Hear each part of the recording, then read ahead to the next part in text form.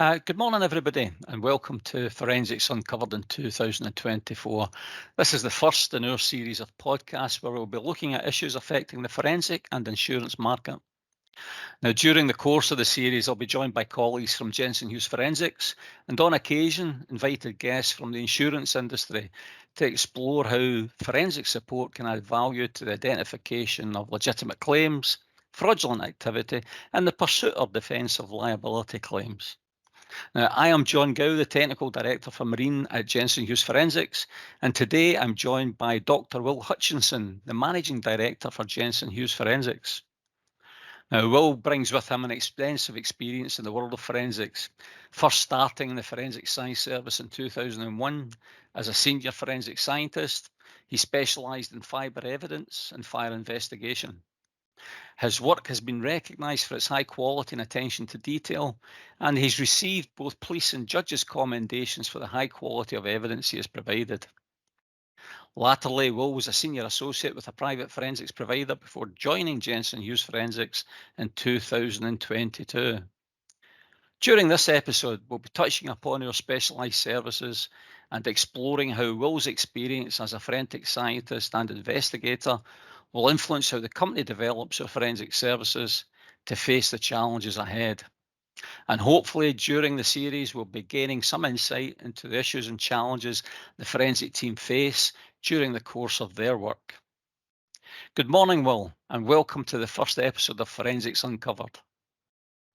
Good morning. Thank you very much, John. It is a pleasure to be here. Right. Well, for our listeners, perhaps they are not too familiar with the Jensen Hughes Forensics Band. Now, perhaps you could give us a short potted history how Jensen Hughes Forensics came to be. Yes, of course. So Jensen Hughes Forensics was born out of IFIC, who had been providing forensic services to the global property, casualty and marine sectors for about 40 years. And in 2019, the IFIC business was acquired by Jensen Hughes to continue the delivery of high quality forensic investigations around the globe. Since that acquisition, the team has expanded and we now have opened premises in Glasgow, London, Dublin and Manchester, along with our existing premises in Belfast. And we, of course, look forward to continued growth in an exciting 2024. Now, you've been involved in forensics for about 22 years, and over the years you've gained broad and extensive experience in this specialism. And you've had the opportunity to see it from different perspectives, in the criminal and civil markets. Do you have any key insights as to how being part of Jensen Hughes can contribute to high quality forensic investigations? Yes, I mean, although I became a professional forensic scientist in 2001, that had been my dream since at the age of 12. I was allowed to stay up and watch a TV show called Indelible Evidence, which was hosted by Ludwig Kennedy, and he'd introduce a different story each week where a real life crime was recreated with actors, and it was shown how the crimes were solved through forensic techniques. And I was hooked. It had me captivated. So I've always been inquisitive, asked a lot of questions. I think they are two characteristics which I believe help a forensic scientist. So I loved studying the sciences at school. I studied chemistry at university, where I eventually gained my PhD in 2001, and then went straight into working in the forensic marketplace.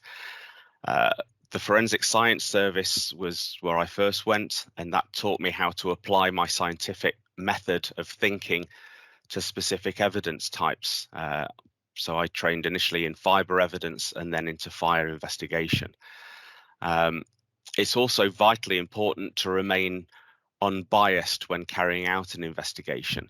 The evidence we find is used to form a hypothesis, and we can then test the hypothesis through known and accepted literature or theory, and through experiments or testing, which is always very educational to do.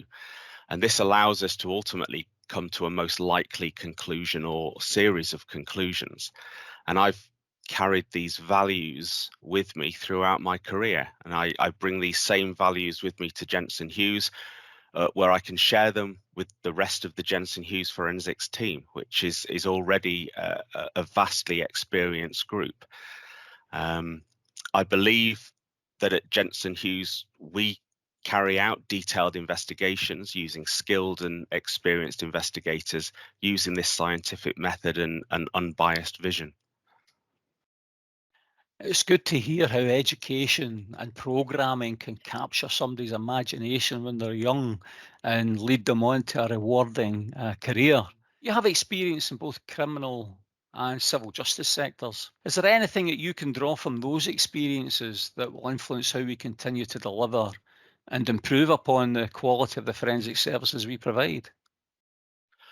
Yes, I mean, I think they are different areas of the business, the criminal and civil justice sectors. I've worked for both private and public companies, and the fires I investigated at the Forensic Science Service were predominantly fatal fires, which were either initially unexplained or believed to be deliberate.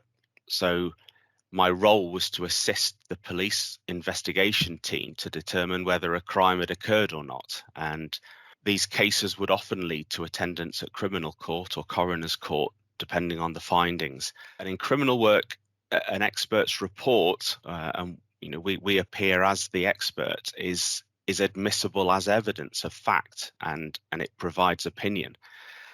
The civil cases, which are more likely in supporting the insurance businesses, there is a lower standard of proof required than that for criminal work. And that's largely because of the consequences of a civil case being less severe than a criminal case. However, exposure to both civil and criminal work has taught me that the same meticulous attention to detail should be followed. And sometimes the forensic outcome supports but can refute the investigation presented by a client or police force.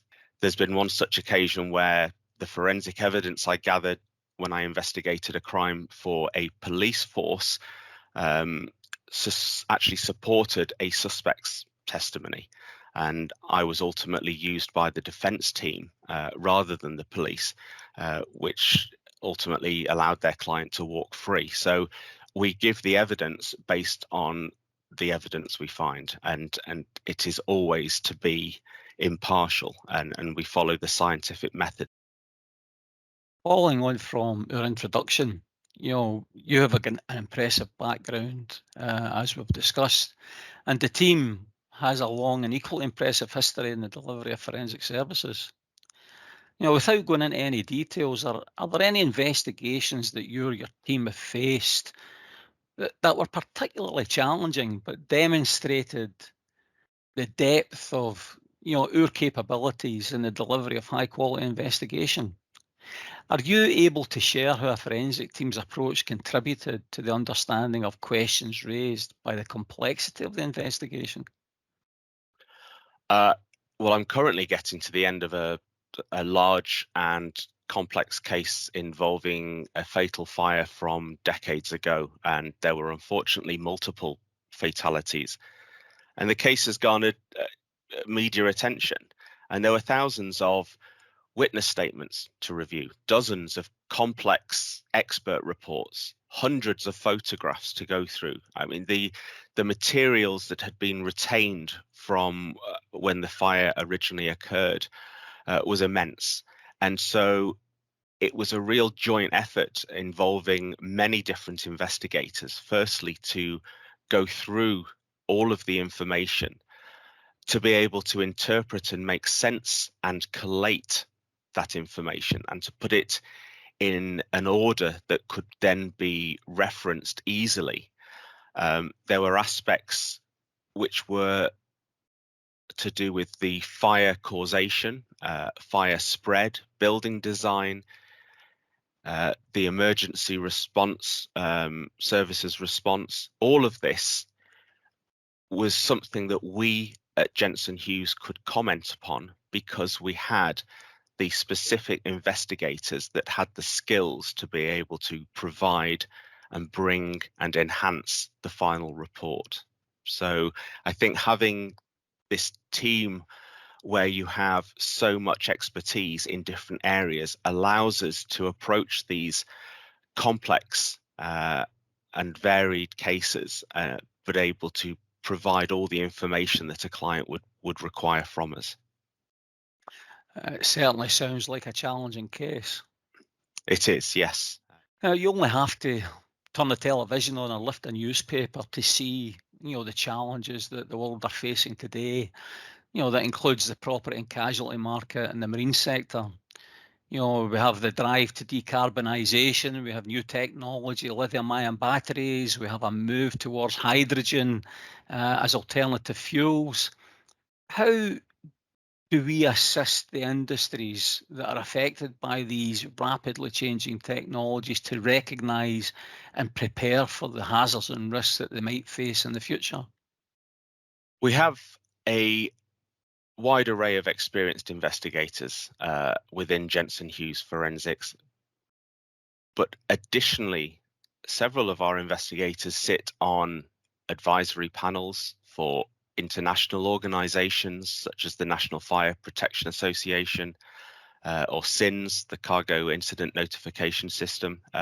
So we are part of a number of advisory panels, but we are exposed through ongoing collaborations, through attending conferences. We are at the forefront in discussing these particular challenges that are now becoming evident. Certainly, you mentioned lithium-ion batteries, and that is something that is now prolific. They are used in such a wide variety of electrical items that we take for granted, and we are trying to play catch up with the education in order to know how to correctly store and care for these particular types of batteries.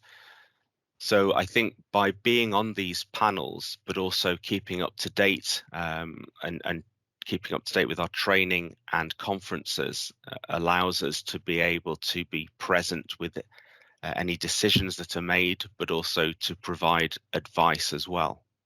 Yeah, I mean, the world is ever changing and sometimes at a very rapid pace. And sadly, sometimes this new technology brings with it disaster, and forensics becomes part of that story.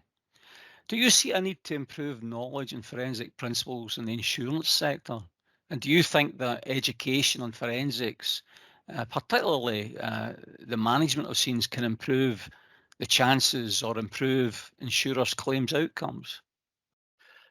Certainly, I think there's been a learning curve over probably the last 20 years from, if we're talking about fire scenes, initially there was an education that came from the fire service itself, in that depending on how fires were fought and where the hose jets were pointed, the hose jets themselves, they're putting out the fire, but they do in themselves cause destruction to the scene. And by fighting fires more intelligently, the fire service was able to provide us with more information that we could then use to investigate fires. So it is a continually evolving education, but I think also we have the additional interaction with our clients. We regularly provide training to our clients. We ask for regular feedback on everything that we do at Jensen Hughes Forensics, and any training sessions that we provide is valuable face-to-face opportunities to share knowledge, and we can provide advice on best practice on our services to clients. But similarly, our clients can provide us with more information on their specific needs. And I think it's a two-way process. So as much as we can educate the insurance industry, I think that they can be more open, and we can actually, probably through more discussions, better understand what they require from us. Now, the forensic profession, it's wide and varied, and it doesn't just include fire forensics. But the profession is facing many challenges, perhaps done more so than forensic fire investigation itself. What do you see as the main challenges, and are there steps that we can put in place to ensure we're ready to face them? I think there's a number of issues that are on the horizon. I mean, I can probably list them off, but there's advances in technology.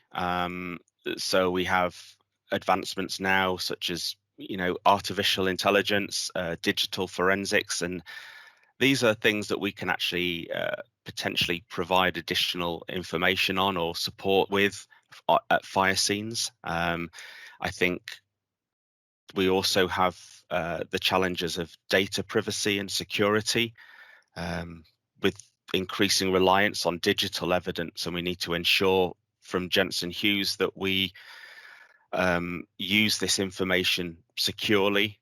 We keep it private. That sensitive data is kept private.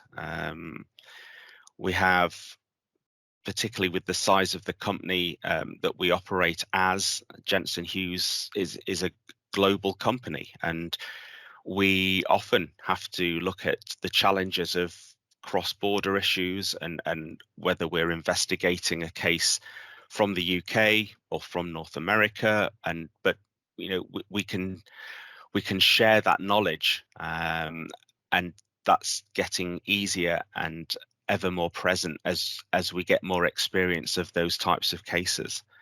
Well, thanks very much. It's been a pleasure listening to you and gaining some knowledge about Jensen Hughes and the practice of forensics. This is our first episode. There will be episodes in the future. The next episode, I'll be joined by my colleague Mike Weiskill, who will be discussing some matters affecting the maritime sector. So I look forward to speaking to you then. Thank you.